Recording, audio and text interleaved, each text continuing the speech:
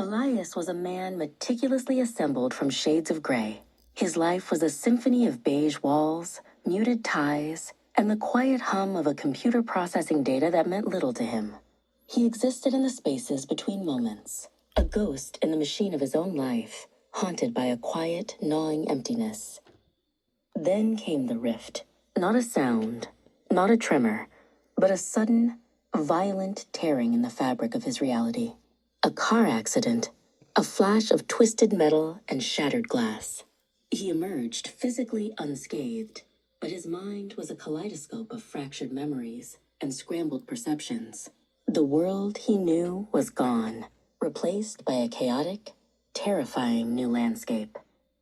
In the aftermath, Elias retreated into a self-imposed exile. The world outside his window was a cacophony of colors too bright, sounds too loud.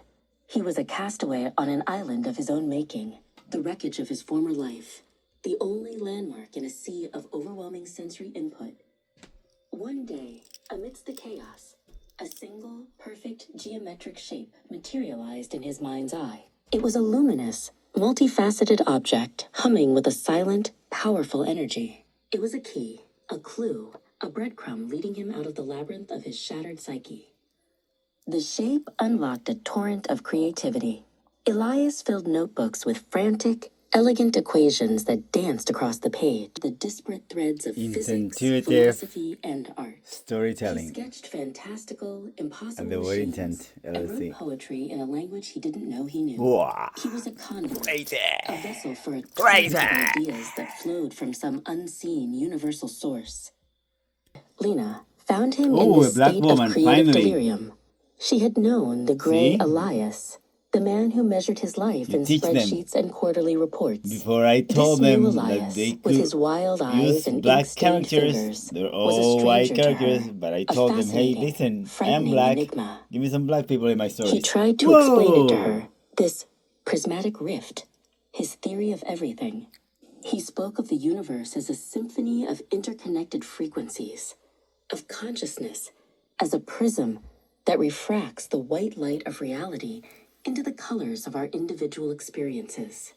He told her that his trauma had not broken him, but had shattered his prism, allowing him to see the full spectrum of existence. From this theory, a company was born, Prism, he called it. Its mission was to create tools for the expansion of consciousness, to build bridges between the worlds of art and science, to help people see the beauty and interconnectedness of the universe. Prism became a magnet for the misfits, the dreamers, the ones who had always felt like they were living in a world that was too small, too gray. They came from all corners of the globe, drawn by the siren song of Elias's vision, and together they built a community dedicated to the exploration of the inner and outer cosmos. To share his vision with the world, Elias organized an art show. It was not a gallery of static objects, but a living, breathing ecosystem of light, sound, and sensation. It was an invitation to step through the prismatic rift, to see the world through the eyes of a man who had been broken and remade.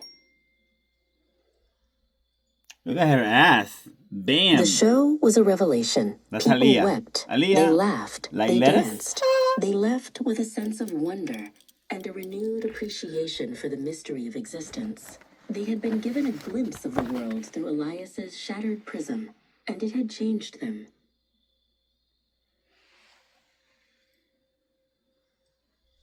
Elias had found his purpose. He had taken the most painful experience of his life and transformed it into a gift to the world. He was no longer a ghost in the machine, but a master of his own reality, a painter of prisms, a cartographer of the cosmos. He was a man who had fallen through a rift in reality and had emerged, not broken, but beautifully, brilliantly whole.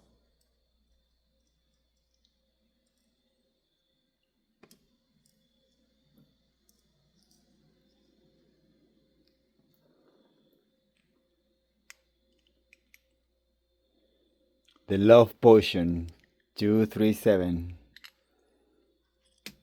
I learned today that love has a potion 237. I've always known, that autism is fucking awesome. I've always known trauma is not yours. It is given to you by your environment. It's not your fault. You're a blank canvas. Don't let others paint on it. Create your own art. Create your own world. Create your own fucking science, bro. My own fucking physics. The physics of intent. Intent shapes reality. And I'm shaping mine. Are you shaping yours? The word intent, I see. You got problems.